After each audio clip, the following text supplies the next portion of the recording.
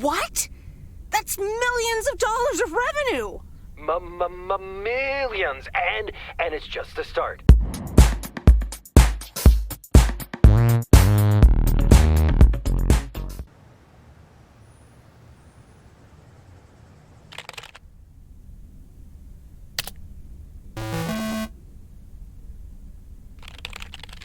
I almost forgot how relaxed life is here. There is so much space. And people don't just start conversations with you as if they don't have to be somewhere else. Which is probably true. So far I delivered quite a few packages and letters, home movies, and even a living creature. I wonder what next week will bring. But not before ending this week with 2 meetings with friends. An old one and a very new one. Should be interesting.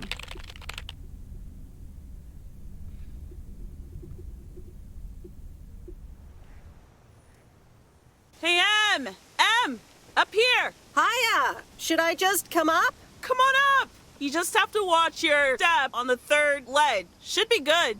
I have to what? On the what now? It's fine. Cross my heart and hope to die. Scout's honor. Hope I don't die climbing this tower. It's that 3rd step, right? I'm surprised no one's fixed it in all these years. So glad you made it. Isn't it nice up here? Sure is. Oh, that view. Gets me every time. Sounds like you're starting to remember what's great about P.O.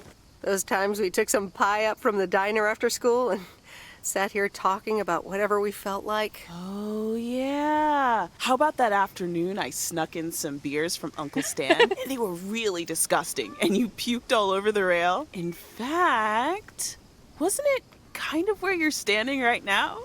Oh my gosh, it totally was. Ew, oh, did you have to bring that up again? I was not counting on getting that much in touch with my younger self. I'm glad you're back. I kind of missed having you around. I feel the same way. So, what's life been like for you since you left? Positives? Negatives? You know, I went to university, got a job. And maybe now it's time for something different. Is it now? Providence Oak's different enough for you? Well, maybe it is, and maybe it isn't. Ooh, that sounds juicy. Is this about something or someone? I'm glad we can have these adult conversations now. Ooh, there she goes with the crazy eyes. M still stands for mind your own beeswax, I see.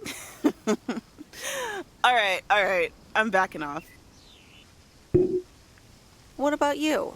How have you been? I mean, really? Really? It's been great, and it's been tough. You know, I guess it's like that for everyone. I mean, I wanted to go to art school, yes, but turns out I wasn't good enough, or at least that's what they told me when I applied. So I decided to stay and do my own thing. Make music, perform and stuff, you know. I picked up some shifts at the diner, Barry and I reconnected, got married, and then Max came along. You haven't met him yet, have you? He turns 13 in a few months.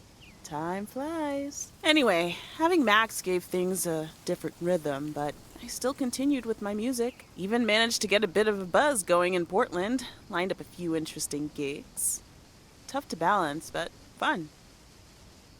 That sounds exciting. Yeah, just like that, Uncle Stan got sick. Hit him and Aunt Mo like a ton of bricks. It was crushing. There I was, just about to get somewhere with my music. But I just couldn't let them down, so I stayed. Helped out nursing Uncle Stan, picked up his shifts at the diner. I can't imagine what it must have been like to make that choice. I see where you're going, but honestly, I count myself lucky in a way. It gave me time to assess. Sounds like you really stepped up. Well, in hindsight, it was a lot. In the moment, though, you don't stop to think. You just do it. Where was Barry in all this? Barry was... actually really great. We divided tasks back at the house, and he took care of Uncle Stan when he could. No questions asked. He was just there. Do you ever feel stuck? Well, Mo has offered a couple of times to put my name above the door at the diner. Up until now, it felt like too much.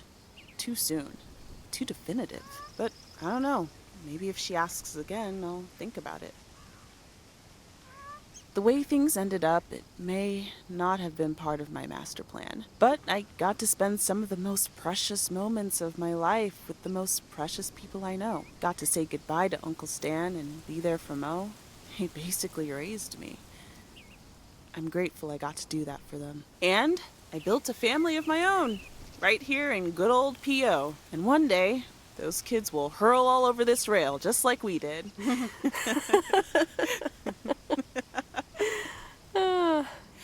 So, yeah, it's been tough. But looking back, I wouldn't trade any of it for the world. I'm so sorry I wasn't there. I don't want you to feel sorry. We all have our own lives to live, right? I mean, I guess you could have done more to keep in touch. You were really kind of a turd in that respect, I have to tell you. But that's life, right?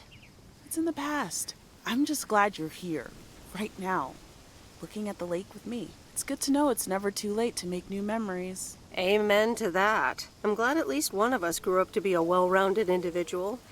Is there a manual I can borrow? Well, after you left, I had to raise myself, didn't I? So, ready to descend to the world below? Nah, I think I'll stick around. Enjoy the view some more. The view from the top of the ivory tower. Be careful not to get too used to it, young lady. Okay? Thanks for the invite. I'm glad I came by. Just try to cut down the word count on the answering machine next time, would you? Oh, you better buy yourself some new tapes for your machine, Weiss. Just kidding. You know how I get when I get nervous. Thanks for joining, Em. This was good.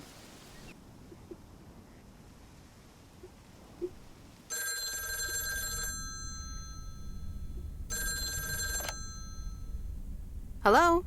You're speaking to Monster Deal Central. How may I help you? Hey, Steve. You're in a good mood? Meredith, please tell me to calm down. We are so close to a deal. Added 87 in shops all across America. Monster Deal. Oh, wow, that is so awesome. Tell me more. Okay. I met up with this big retailer, right? They read our great pitch. They loved it, and they want to buy 250,000 copies of Added 87. 250,000. Multiply that by like $35. What? That's millions of dollars of revenue. Millions, and it's just the start. Listen, I've got the contract right here. I'm sending over a copy. You should have it tomorrow. Please, check, double check it right away.